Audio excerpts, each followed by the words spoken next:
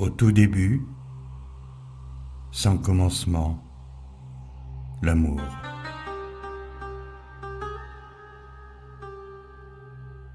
Au milieu de notre parcours, sans commencement ni fin, toujours l'amour.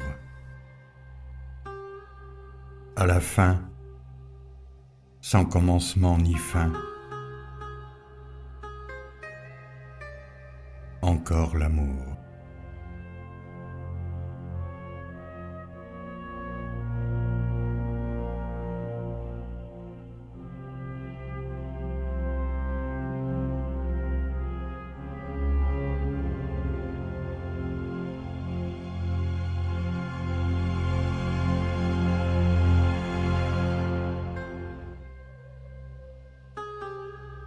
Tout le monde parle de l'amour, mais l'amour est inutile, car l'amour qui est l'essence de l'esprit existe vraiment, mais il n'est pas manifesté, il n'est pas actif. Aussi l'amour, tel qu'il est dans l'essence de l'esprit, est inutile. Voilà pourquoi peut-être l'amour s'incarne dans le phénomène. S'incarne dans le phénomène homme pour peut-être apprendre l'amour, le mettre en œuvre, le pratiquer. Pourquoi devrait-il le pratiquer ? Pour développer la connaissance, savoir reconnaître l'amour.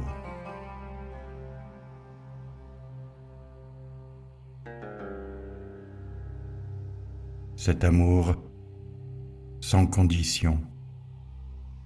Cet amour qui n'est pas seulement le fait de donner, mais est plutôt le fait de connaître, de reconnaître, de mettre en œuvre. Alors, au commencement, et lorsque la forme humaine apparaît, il y a en lui l'amour. Mais comme cet amour n'est pas connaissance, nous ne pouvons pas vraiment l'appeler amour. On va plutôt l'appeler bonté, terrain de bonté, ou bonté infinie, terrain de l'amour. Donc, nous pourrions dire que l'amour est un terrain vague en friche. L'amour n'a pas été travaillé. L'amour n'a pas été cultivé. Alors en chaque homme qui apparaît, en chaque existence, son fondement, son essence, l'essence de son esprit, l'essence de toute chose, est naturellement bonté. Quel que soit l'homme, quel que soit l'animal ou le végétal ou le minéral, l'essence de leur existence, de leur matière, a pour fondement bonté. Donc tous les êtres sont fondamentalement bons à l'origine.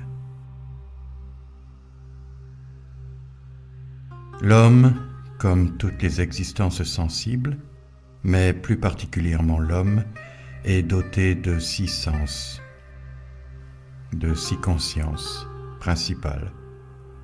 Et ces consciences ont aussi une mémoire. Nous l'appellerons la mémoire Amala. C'est une mémoire qui stocke tout ce que nous avons réfléchi. Que cela soit par l'oreille, par le goût, par l'odorat, par le toucher, par la vue. Et aussi les consciences pensantes qui analysent, qui mettent de l'ordre. Tout cela est emmagasiné dans la conscience Amala, bien avant de se déverser dans une conscience plus globale, dans une mémoire infinie, dans la mémoire de l'univers, la mémoire du monde.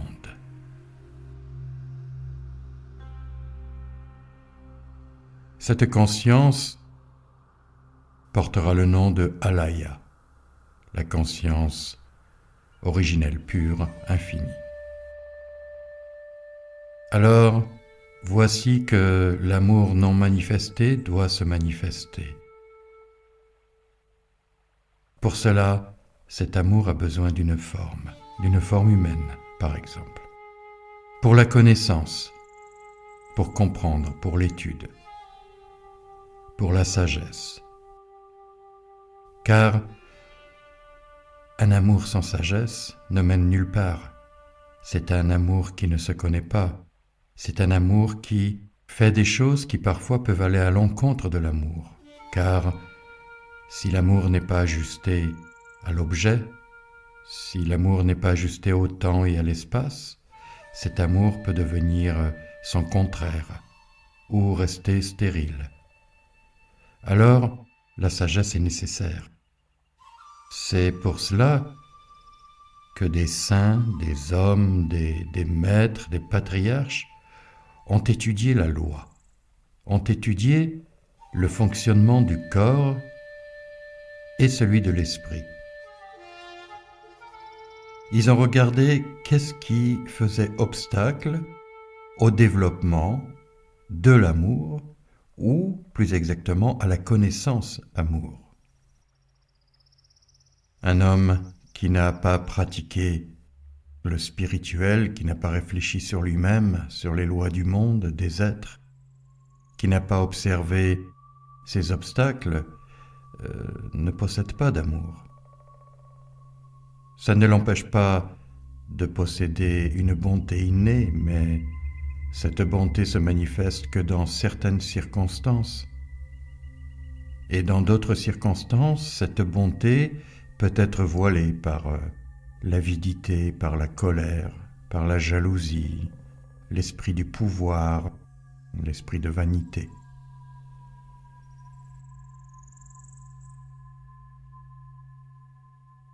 Et alors cette bonté est très vite étouffée. Et ce qui la remplace, ce sont tous les aspects négatifs, les aspects qui nuisent à autrui et à soi-même.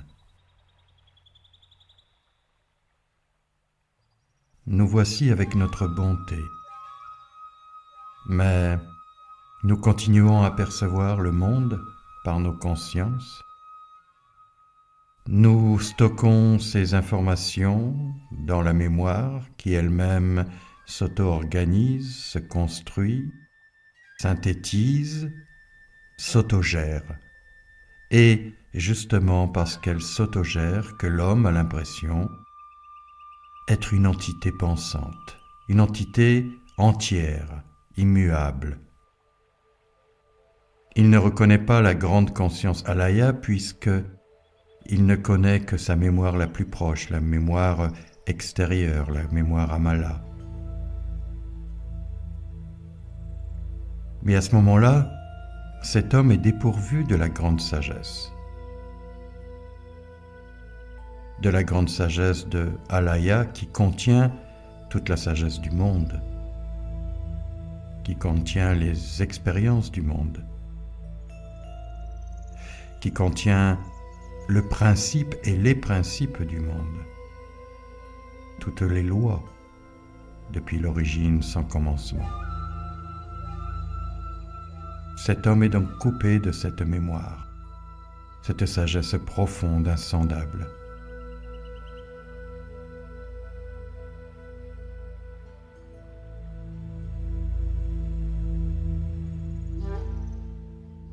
Sa seule sagesse alors reste purement humaine, limitée au temps et limitée à l'espace. Car la conscience Amala est une conscience provisoire, aussi provisoire qu'est le corps, aussi provisoire qu'est la matière.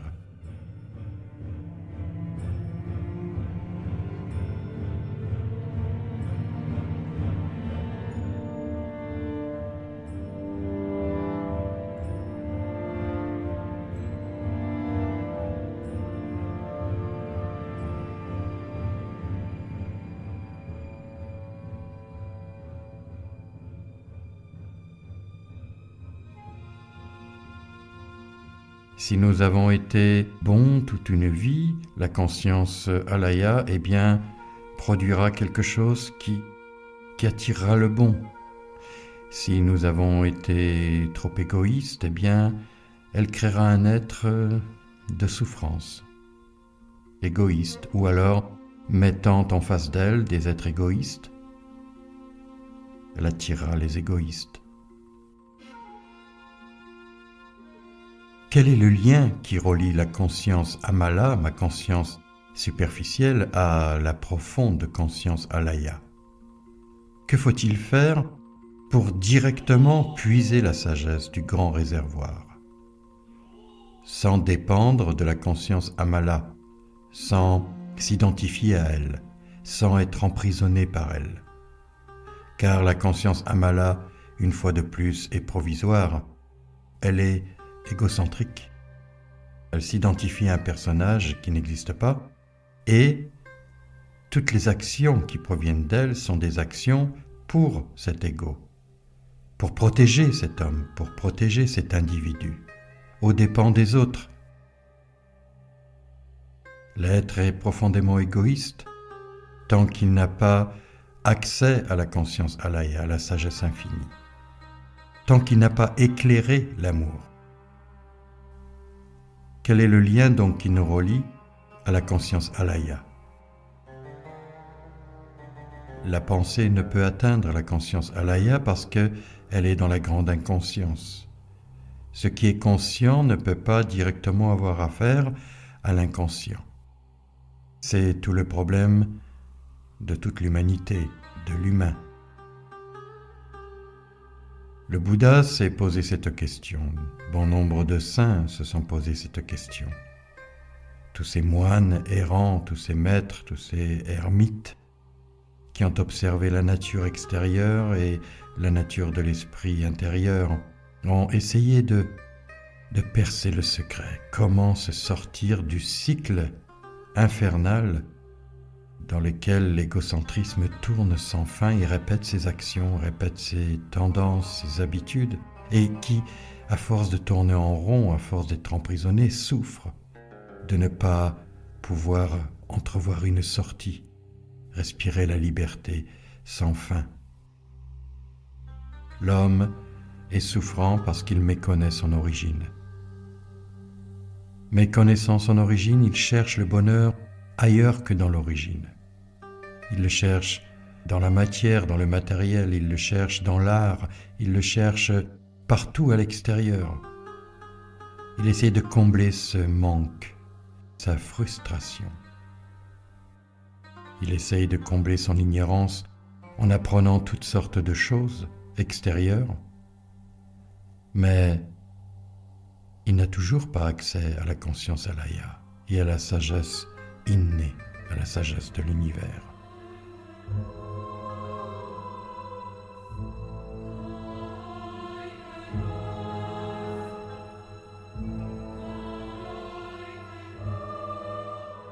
Il y a un pont qui relie le conscient à l'inconscient, qui relie la pensée ordinaire à la pensée infinie, que nous appellerons non-pensée. Non-pensée par opposition à la pensée superficielle égocentrique. Mais la pensée infinie est une pensée véritablement pensante, pensante avec une rapidité fulgurante, où 10 000 phénomènes sont perçus en un seul, où en un seul phénomène nous percevons les 10 000 phénomènes autour. Il y a un pont. Le pont est la lumière de l'attention. Une attention consciente, capable d'illuminer ce qui est obscur au fond de nous, ce que nous ne pouvons voir, les profondeurs qui nous séparent de cette conscience infinie. Et c'est là qu'intervient probablement la posture de méditation. Puisque la conscience alaya habite les tréfonds de mon corps, puisque la conscience amala est dans ce corps, c'est dans ce corps que je dois trouver la réponse. que je dois faire réaliser l'amour qui gît en moi dès l'origine. Mais, comme toute pratique, il y a toujours un commencement à une pratique. Il faut bien commencer par quelque chose. Alors, puisque nous devons aller voir en ce corps, nous devons d'abord asseoir ce corps, le mettre dans une posture la plus idéale possible, c'est-à-dire la plus apte à se mettre à la disposition de cette conscience alaya, qui nous permette d'être à l'écoute des profondeurs de nous-mêmes. Il s'agit donc de veiller, d'être attentif, d'être absolument vigilant pour observer ce qui se passe à l'intérieur de ce corps. Ainsi est apparue cette posture verticale pour nous relier entre le ciel et la terre, pour pouvoir avoir un certain équilibre, qui serait la posture de la matière, puisque le corps lui-même est matière. Et si nous observons dans la nature, quelle est la matière qui nous paraisse la plus stable, la plus noble, majestueuse, qui nous donne l'impression de pénétrer les cieux et nous donne l'impression de pénétrer la terre? Eh bien, ce serait la montagne. Au Japon, le mont Fuji est vénéré et respecté. Ce mont est considéré comme une posture sainte. C'est la matière sainte, c'est la noblesse sainte. Aussi, le Bouddha a-t-il pris la posture qui est semblable à la montagne. En ce parfait équilibre, comme la montagne, me voici stable, me voici droit. Car si le corps est droit, l'esprit est droit. Si mon esprit est tordu, le corps aura tendance à être tordu. Il s'agit pour l'instant d'être droit, dans la parfaite écoute du corps tout entier. Et là, nous devrons maintenant susciter l'esprit d'éveil.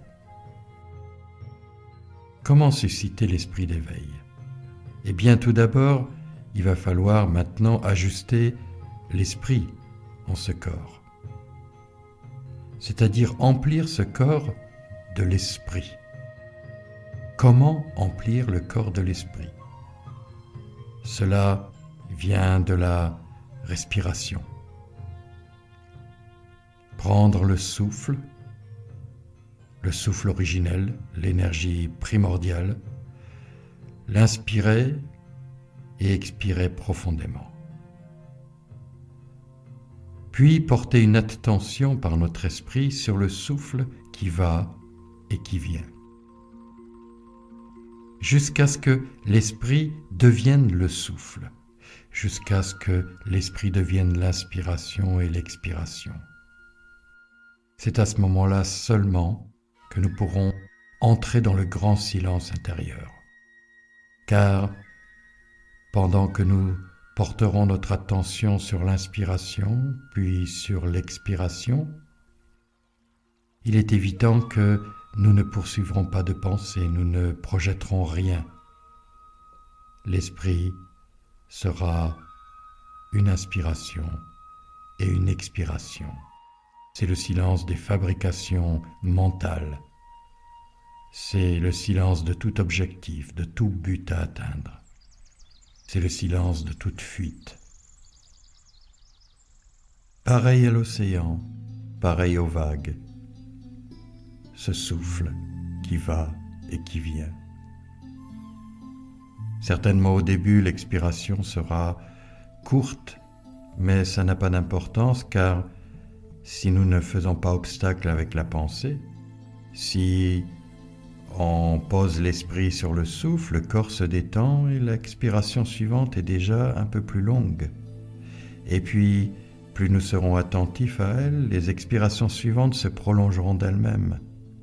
Car Le corps aime respirer de tout son être, de tout le souffle. Devenant le souffle, la conscience amala, ne provoquant plus de pensée consciente, se met en repos. Et lorsqu'elle se met en repos, l'action d'alaya, de la conscience infinie, se met en route. Très vite, nous remarquerons que le corps devient de plus en plus serein, stable. Nous remarquerons qu'un grand silence s'installe en nous. Et pas seulement un silence, mais une sorte de clarté, une sorte d'espace, une sorte d'infini.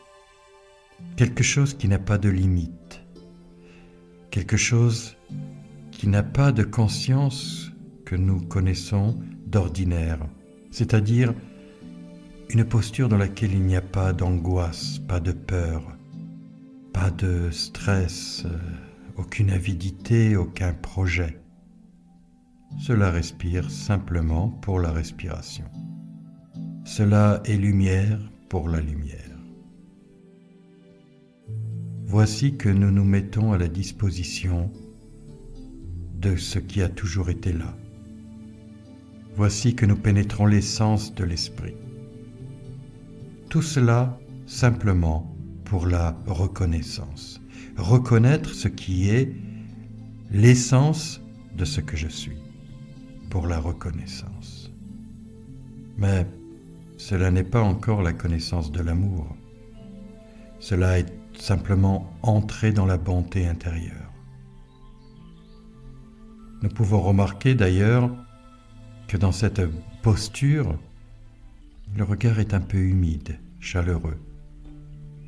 Et lorsqu'on sort de la posture, quelque chose a changé. Nous regardons les arbres, les êtres, les objets avec plus d'attention, plus de clarté, avec plus de bonté. Ceci n'est pas encore suscité l'esprit de l'amour, car l'amour n'est toujours pas manifesté. Nous entrons dans l'amour, nous sommes cela, mais ce n'est pas encore la manifestation, car il n'y a pas la connaissance.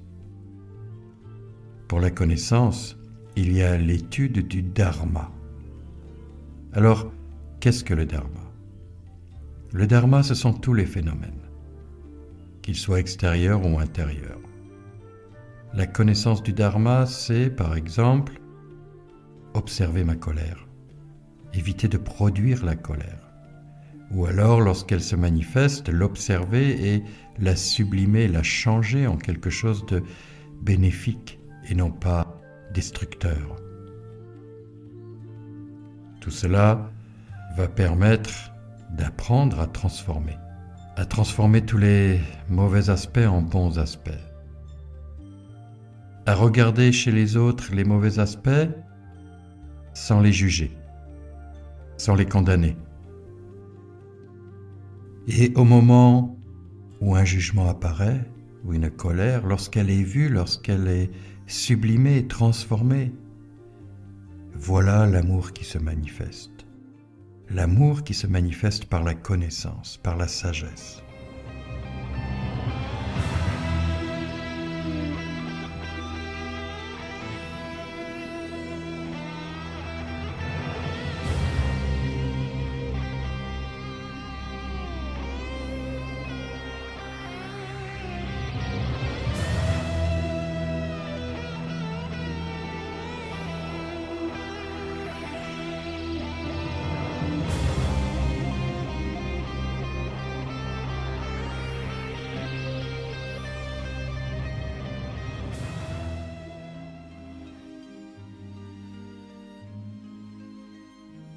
Il est important, encore une fois, que l'amour soit sagesse, que la sagesse porte l'amour.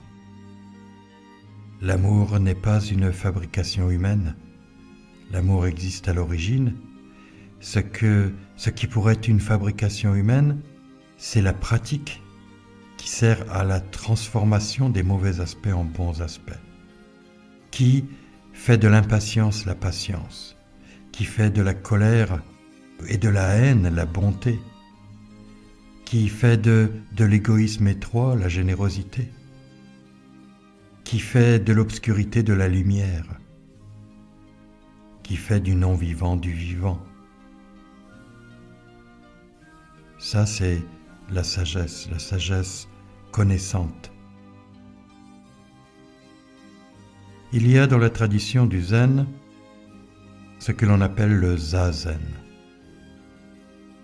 J'en ai longuement parlé, mais aujourd'hui je vais entrer un peu plus dans les détails. Le za, c'est l'assise dont j'ai déjà parlé, s'asseoir. Le zen, c'est équivalent à Tao, c'est-à-dire la totalité, l'univers.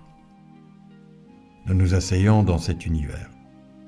Mais ceci, encore une fois, n'est pas la véritable pratique réalisation de l'éveil parfait qui consiste à obtenir la connaissance de ce qui est, ou en tout cas, d'une part connaître ce qui est, mais surtout connaître ce qui fait obstacle à l'amour, à ce qui est.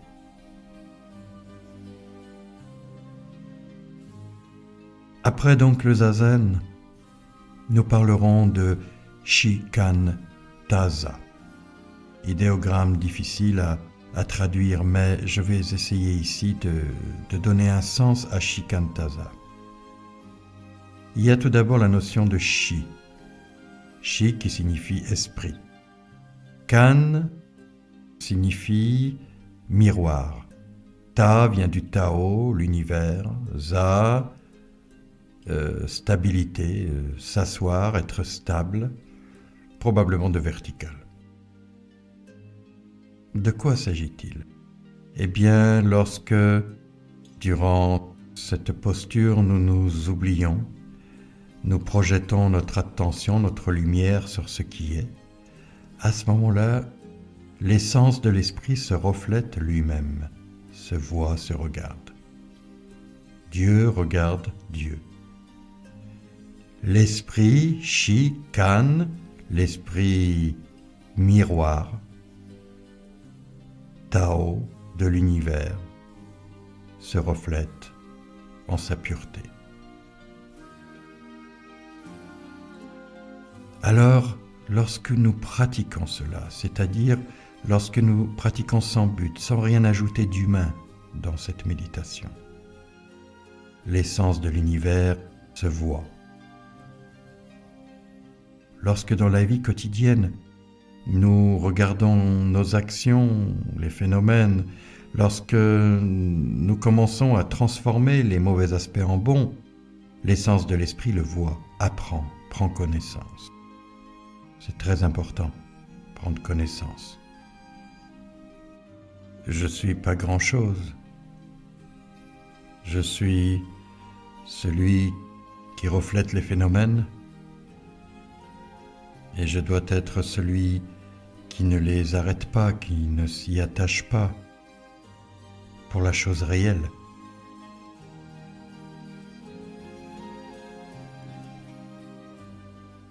Je suis normalement pas grand-chose, je suis rien.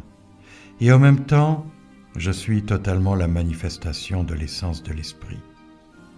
Ce corps est apparu par l'essence de l'esprit, et l'essence de l'esprit m'habite. À la fois, je suis rien et je suis l'essence de l'esprit. À la fois, je suis un homme de courte durée, mais en même temps, je suis l'univers, l'essence de toute chose.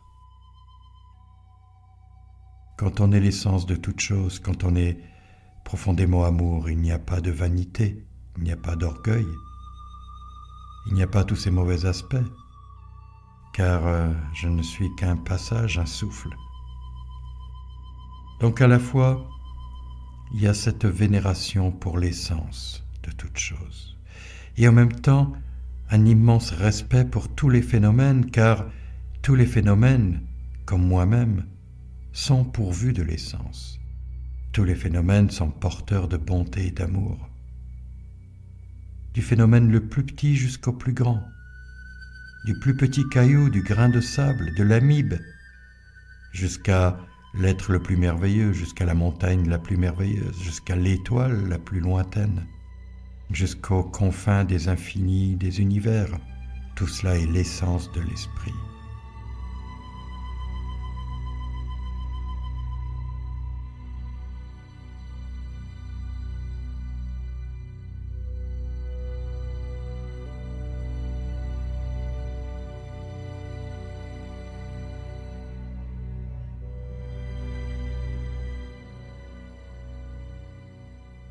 Lorsque nous pratiquons régulièrement, l'homme entre en Dieu, en l'essence de l'esprit, en communion.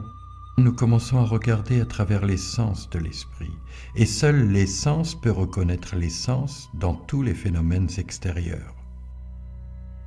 Seul Bouddha reconnaît Bouddha, seul Dieu reconnaît Dieu. Alors, lorsque je regarde quelqu'un, un personnage, un homme, je ne dois pas voir que son aspect extérieur. À travers ma conscience amala, superficielle, qui a appris à juger, à condamner, qui choisit, qui rejette, qui catégorise, qui veut toujours attraper, posséder, calculer. Il y a ce regard qui voit l'essence de l'esprit en l'homme. Et là, tout change, parce que l'essence de l'esprit est amour.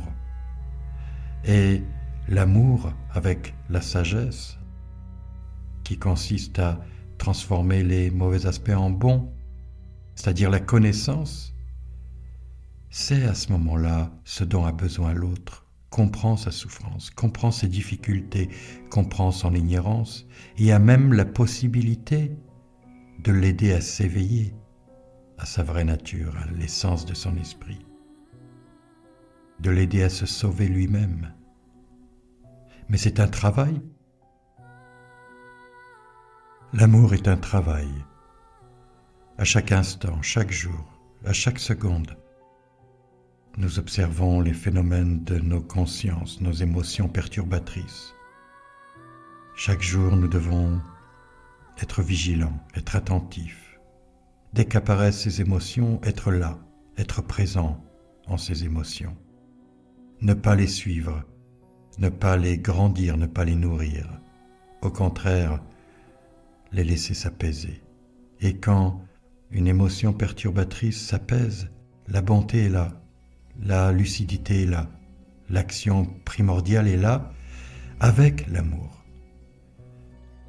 C'est finalement l'amour qui sauve, qui me sauvera de mon ignorance. Plus nous produirons de bons aspects, plus nous produirons d'amour, plus cet amour nous sauvera nous-mêmes, en sauvant les autres.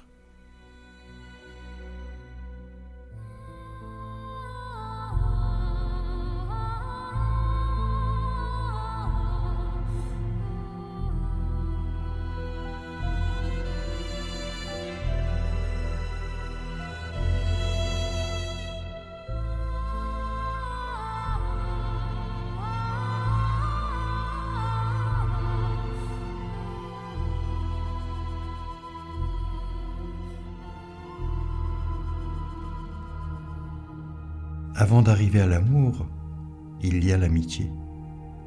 C'est par l'amitié que nous pouvons accéder à l'amour.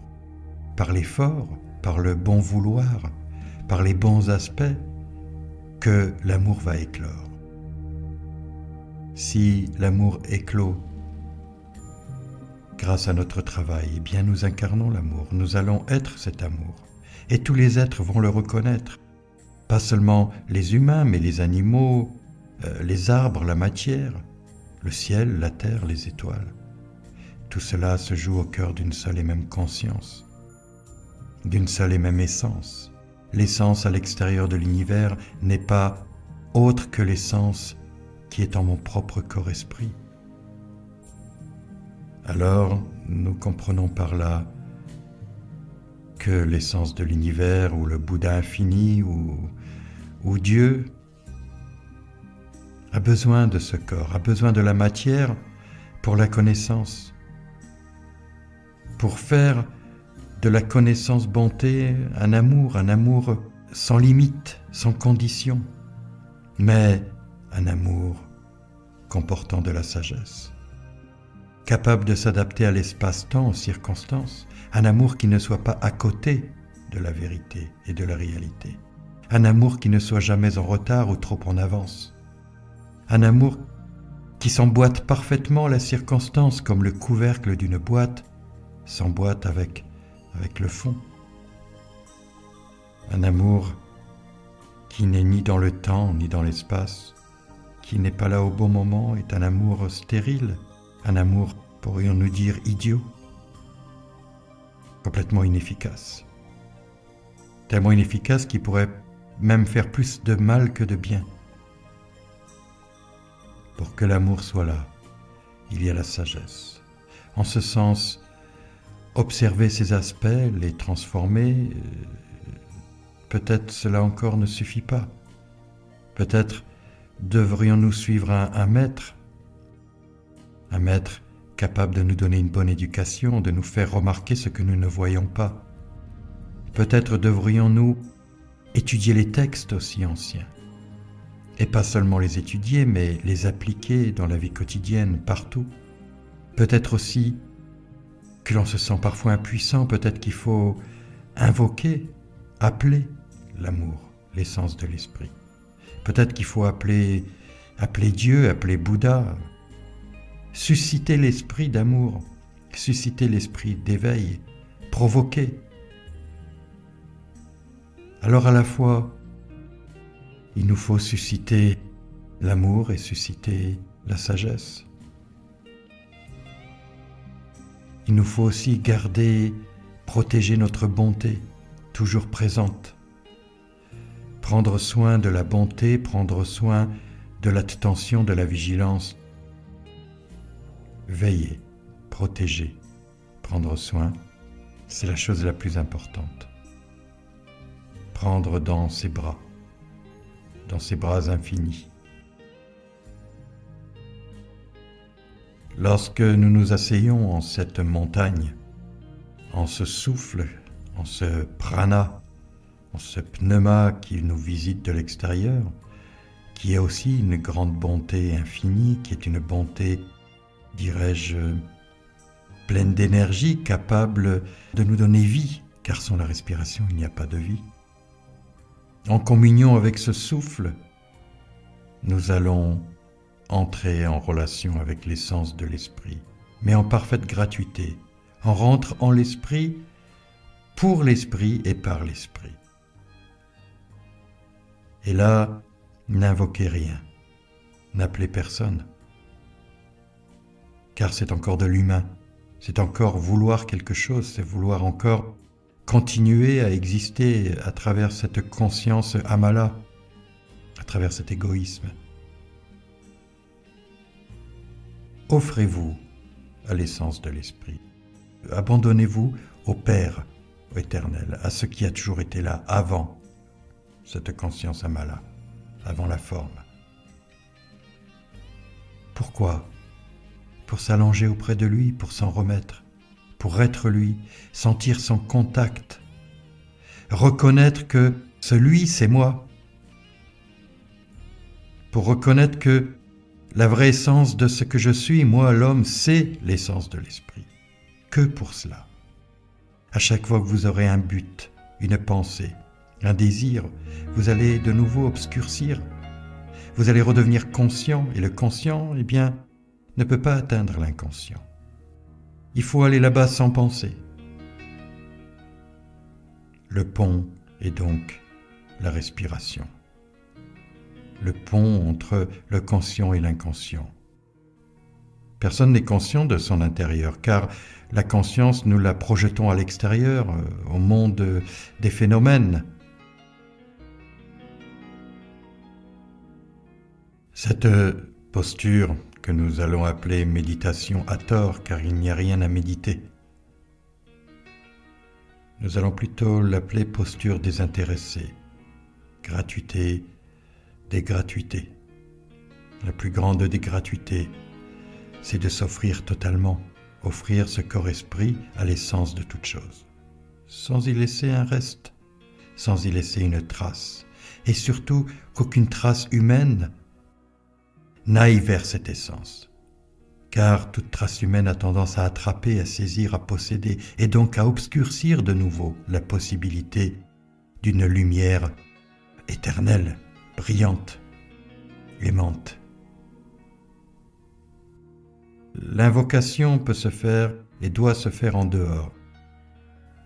C'est un très bon exercice pour cet égoïsme, et bien d'appeler le divin, car on prend conscience de quelque chose de plus grand que moi, de plus éternel que cet ego.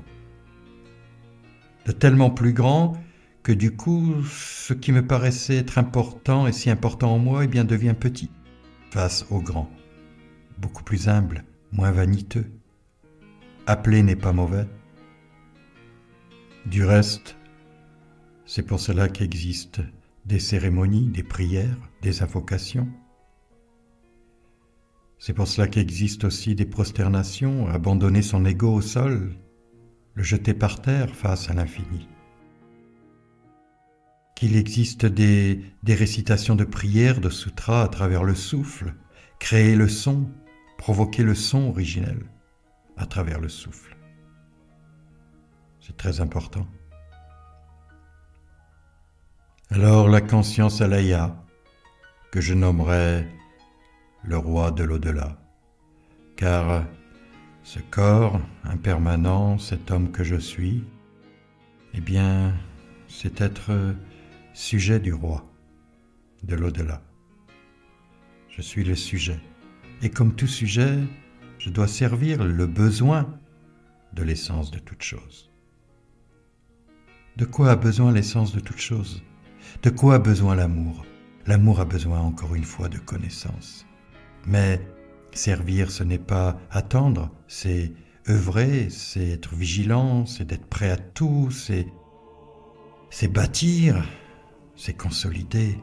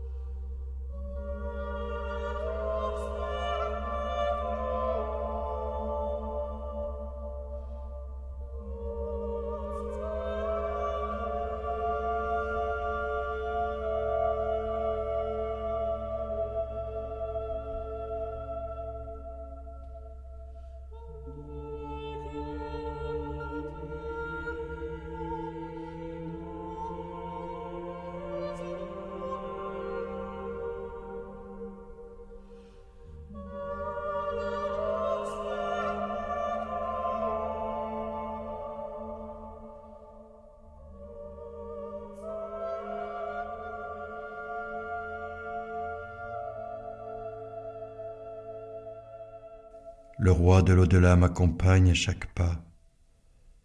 Il est mon passeur et je ne manque de rien. Il est le rempart de ma vie. Devant qui pourrais-je trembler ? La seule chose qui vaille réellement la peine, c'est d'habiter la maison du roi de l'au-delà. C'est notre posture. D'habiter le temple de l'esprit, ce corps, de savourer chaque souffle, comme l'on savoure le plus délicieux des mets, savourer sa douceur qui me permet de vivre, sans tomber dans les enfers des actions obscures. Sur le roc, il m'élève pour ne pas être sinueux et hésitant. Toi qui m'as protégé des accidents et rencontres dangereuses, qui, par compassion et patience, as su attendre au coin des rues de ma ville que j'en finisse avec mes douleurs des désirs et expériences d'homme. Toi par qui quelques voiles ont pu tomber, découvrant des plaines infinies de lois, qui furent pour moi des soulagements aux maux de l'ignorance. En qui reposerai-je ma foi aujourd'hui, sinon en ton souffle nouveau et toujours vivifiant, dont la source est si lointaine? À l'heure de mes angoisses, même si ton souffle fut désordonné et abandonné, tu brillais dans la clarté de l'immobile esprit. Sans pensée, tu penses en moi. Sans parole, tu t'exprimes en silence.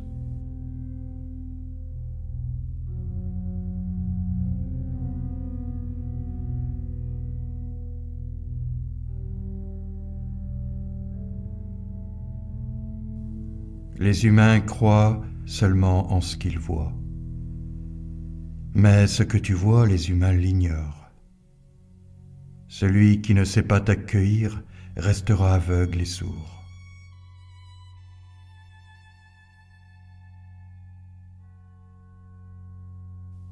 Celui qui sait accueillir verra ce que tu vois depuis toujours.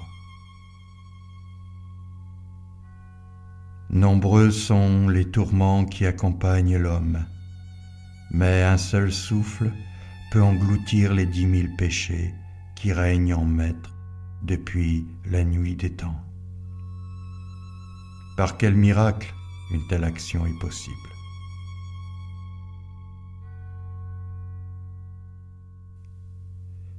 Il en est ainsi car, par un seul souffle, tu nous conduis là où il n'y a plus ni temps ni espace.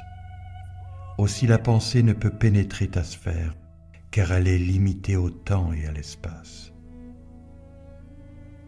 Du lieu de ma demeure, tu observes tous les habitants de la terre, et rien n'échappe à ton regard lumineux, ô roi de l'au-delà. Comment l'homme a pu s'égarer autant pour être si limité et si ligoté par les vues égoïstes?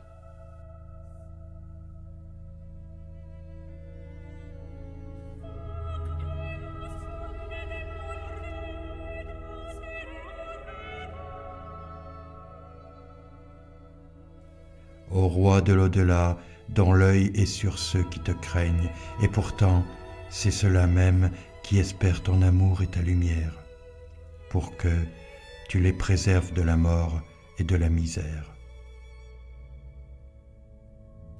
L'erreur de beaucoup d'humains et l'erreur de nombreux disciples est de pratiquer pour t'utiliser et se servir de toi pour résoudre leurs problèmes. Cependant, ce n'est pas de cette manière qu'ils fusionneront avec ta lumière. Puisse-t-il avoir le temps de te reconnaître et de t'accueillir. Savoir t'accueillir par le souffle, c'est savoir te laisser accomplir ce qui doit être accompli, et non te forcer à aimer nos propres bêtises, en espérant ton pardon éternel. Tous les maîtres de la transmission ont dit qu'il fallait garder la langue du mal, éviter le mal et faire le bien, rechercher la paix et la poursuivre. Ne serait-il pas plus juste de s'abandonner immédiatement en toi pour que tu puisses accomplir ce que l'homme ne peut faire par son impuissance?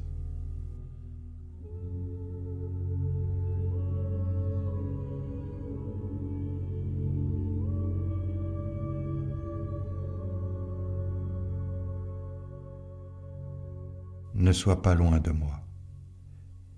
Éveille-toi, lève-toi et marche en moi. Comment pourrais-je m'éveiller, moi, qui n'existe que par toi?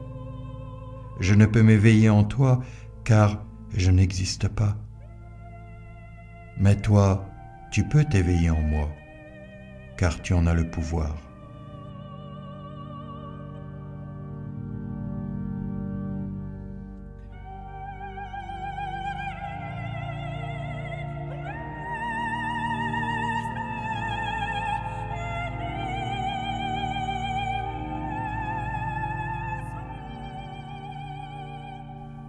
lorsque tout but et profit personnel auront cessé, et lorsque sans but je t'attendrai à la porte de ma forteresse, alors tu t'éveilleras en m'éveillant, car l'éveil n'est rien d'autre que l'éveil de tous les êtres en même temps.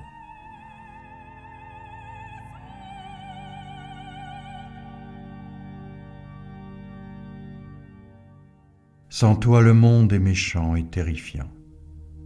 Sans toi la maladie est angoisse, la vieillesse est angoisse, et la mort est la fin d'une vie inutile.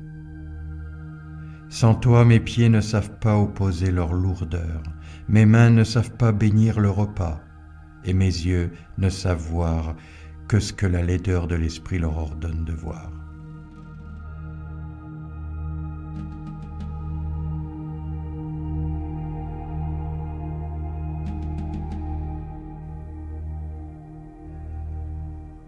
Sans toi ce corps mange que des excréments. Mes actions sont vaines. Quant aux pensées, elles ne savent que penser pour elles-mêmes. Sans toi, mes amis sont ennemis, et mes ennemis restent ennemis. J'étais jeune, et puis j'ai vieilli. Voilà ce que pensent mes consciences. Mais toi, tu me montres l'Éternel à travers la non-naissance. Tu t'éveilles pour qu'éclairé je puisse voir ce qui n'est ni ceci ni cela. Tu t'éveilles pour que je puisse entendre ta présence dans la multitude des chants de la nature, mais aussi afin d'entendre ta loi. Je puis l'entendre par les yeux et la voir par les mains, mais par-dessus tout, quand tu t'éveilles dans la posture du Bouddha, tu apaises les doutes et douleurs, et à chaque fois, tu me certifies par ta présence. J'ai foi en toi, partout et toujours. Si je venais à perdre la foi, éveille-toi en moi. Bouscule-moi.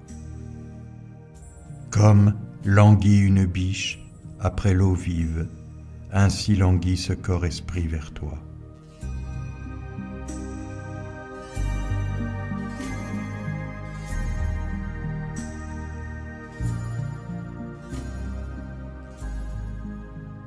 Aussi ce zazen, ce siège saint, te sera toujours accueillant pour me visiter et m'éveiller. Voici que les paroles des patriarches prennent ici tout leur sens lorsqu'ils affirment qu'il n'y a pas de fin au zazen et au satori.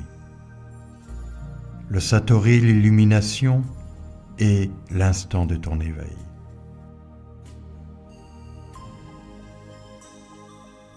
Combien de fois es-tu venu m'éveiller par le souffle? Combien de fois t'es-tu présenté sous l'aspect d'une fleur printanière, sous l'aspect du son de la rivière et par la clarté de la voûte céleste? Combien de fois as-tu croisé mon chemin sans que je te reconnaisse? Pourquoi l'homme cherche-t-il aussi loin ce qui est tellement près? Pourquoi fait-il autant d'efforts d'aller vers ce qui va toujours vers lui? C'est totalement absurde. L'homme est absurde.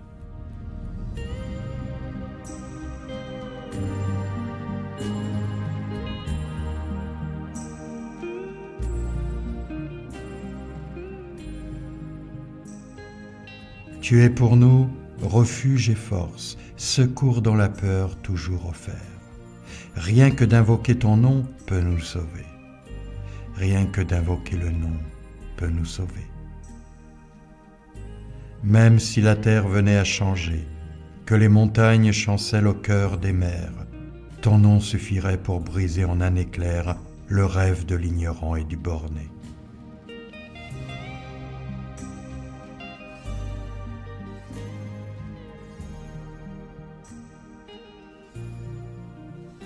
Les hommes ont peur des prières. Ils ont peur de t'appeler et ont honte de prier. Ils pensent que c'est de la superstition. Mais l'homme ignore qu'il n'est que l'ombre de ta vraie présence, qu'il n'est qu'un enfant égaré dans la nuit obscure de l'ignorance. L'homme ne le sait pas.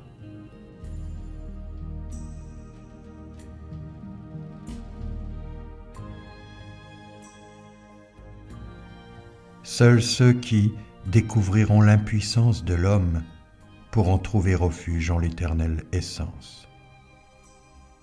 Tant que l'homme restera identifié à son image d'homme, tant qu'il croira en son intelligence et ses capacités, il transmigrera sans fin dans le labyrinthe de ses consciences illusoires, et alors il souffrira.